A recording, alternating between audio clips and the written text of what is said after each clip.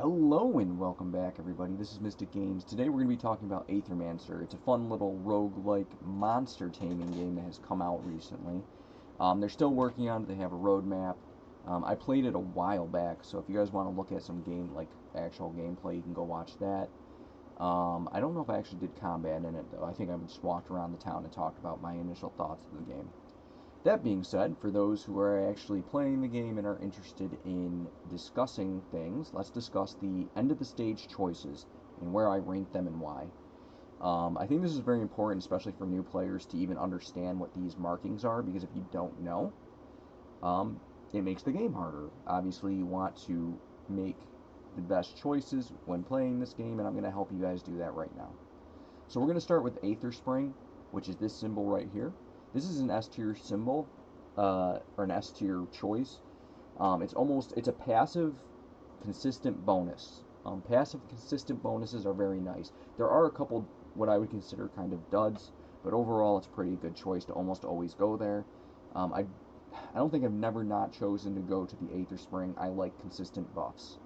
You can get extra generation of Aether on attack. You can get like a passive experience bonus. You can get a cleanse bonus. I think there's a healing bonus on one. There's damage bonuses. There's a whole bunch of stuff you can get. They're a very good choice. Almost always pick them. I don't have much more to say about it. If you see it, you're almost going to always want to pick it. Now, going behind S tier choice of the Aether Spring is the Merchant. The Merchant is very strong as well, as long as you have money. Having money is very important for the merchant. If you have money, the merchant is nice. The merchant offers generally 3 pieces of equipment. I would say 2 pieces of gear for you to use, like items. And then they have potentially a blank memento or a monster soul. And then they have experience for your monsters on the bottom, which is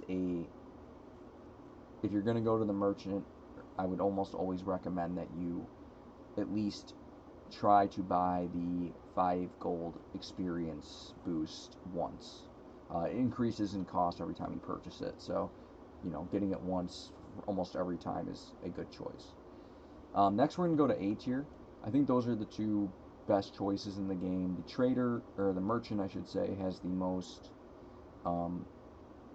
options overall, because he pretty much does everything every other character does, but you have to pay for it. And you generally should have gold throughout the run, and I don't see a reason to not spend it. The next choice, I think, is the Witch. The Witch allows you to reroll traits, reroll abilities, or like attacks or actions. And then you also have, if you decline her, I believe you do get experience. That being said, you're almost going to always want to reroll a trait or reroll a passive on your monsters. There's a good chance that you might not get what you want, and the Witch allows you to make your run better. I think she's very strong, and I think she's a viable choice. I'd almost put her in S tier. I just don't want to.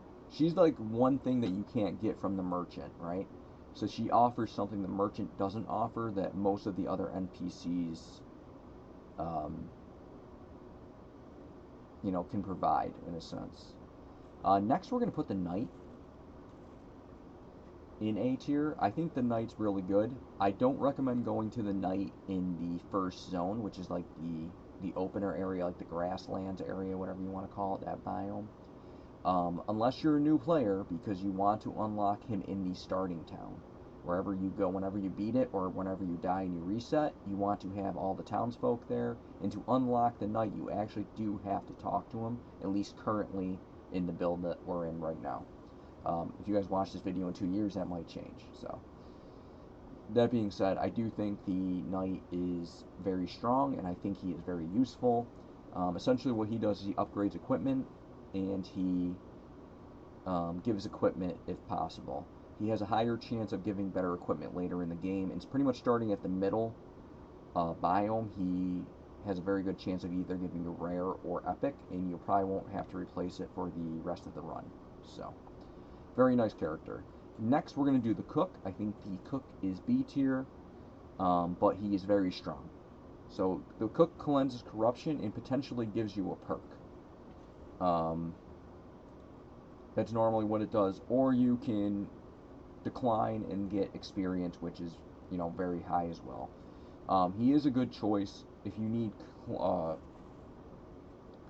uh, my God, if you need to get corruption cleansed, he is very strong. The hope is that eventually you get to a point in the game where you don't have to worry about cleansing corruption as much, and you have better control and understanding of the game, and it makes him much less worthwhile. That being said, I could see him being like A tier.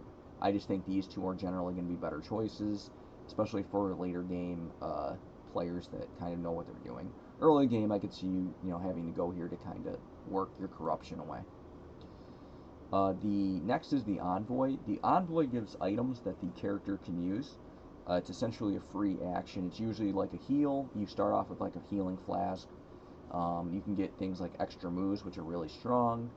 I think that's the Rod of Reactivation or something it's called. It's a very strong item. You can generate Aether, which is not as strong, but it's still a good item. There's a bunch of things you can do. That being said, I don't think items are strong enough, or it's not a good enough choice most of the time to go to the trader or the envoy when you can go to the merchant. I would almost always say the merchant's going to have better options for items. The biggest thing that the envoy can do is they can give you an upgraded version of the item, but I don't think it's that necessary most of the time. And that leaves us with the question mark, and that leaves us with the random item. Random item is bad because you can pick the knight.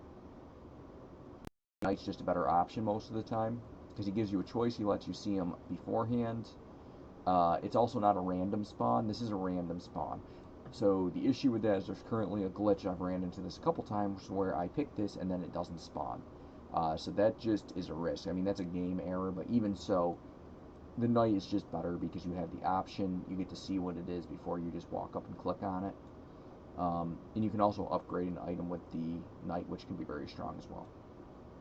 Also, why go to, you know, that as well when you can go to the merchant and buy a piece of equipment that might be more beneficial to you than getting a random piece of equipment that this is going to give you. So most of the time, the knight and the merchant beat out the random piece of equipment. There's really almost no reason to pick this option, in my opinion. Last but not least, the question mark. I've used the question mark maybe once or twice. The question mark gives you any of the above NPCs, so the cook, the witch, the knight, the envoy, or the merchant as a choice. So the only time you'd really pick the question mark is if, essentially, if you don't have the Aether Spring, because someone may disagree with me, but I almost think the Aether Spring is like, you need to pick it. And then if you want one of the NPCs that's not shown, like say you have the merchant, the cook, and the knight, and you want the witch right now, or you want the envoy for whatever reason, you could go random to see if you get one of them, but that doesn't mean you're going to get them. You could just end up getting the cook, or the knight, or the merchant. Normally, I don't recommend the question mark. I just think it's a bad choice. We also have the Cauldron. Cauldron's S tier. You always get the Cauldrons at the end of every zone. What it does is cleanse corruption from all your monsters on your team. It kind of helps you reset for the next zone. And then you can upgrade this to give make a higher cleanse, and you can also upgrade it to increase the health of your monsters. So this is really good, especially later game when you start getting Aether Crystals, and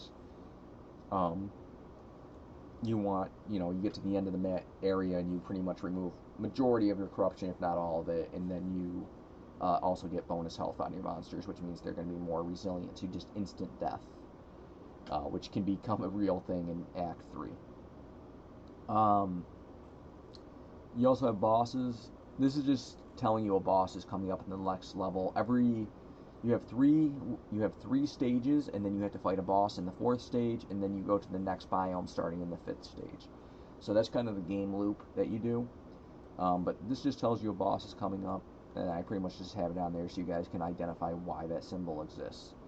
That being said, this is my tier list. If you guys have any questions, drop them in the comments below. If you have any, like what you think about something you think that's different and why, please tell me. I'm going to be doing a monsters tier list as well. I want to go over the monsters, and I want to go over their typings in a sense, like I forgot what they call them. I want to say their